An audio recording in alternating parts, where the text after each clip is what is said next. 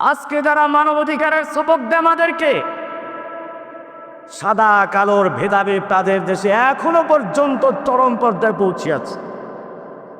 মোহাম্মদ আলী কিরে, আমেরিকার গৌরব, বিশ্ব চ্যাম্পিয়ন হেভিওয়েট মুষ্টিযোদ্ধা, হোটেলে খেতে গেছেন, কালো চামড়া, দীর্ঘক্ষণ পর্যন্ত খাবার দেওয়া হচ্ছে না।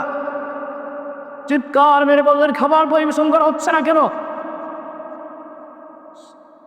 ক্যাশ থেকে বলা হচ্ছে, তুমি কি দেখো না এটা সাদা চামড়াদের জন্য, কালোদের জন্য নয়, বেরোতে এখান থেকে।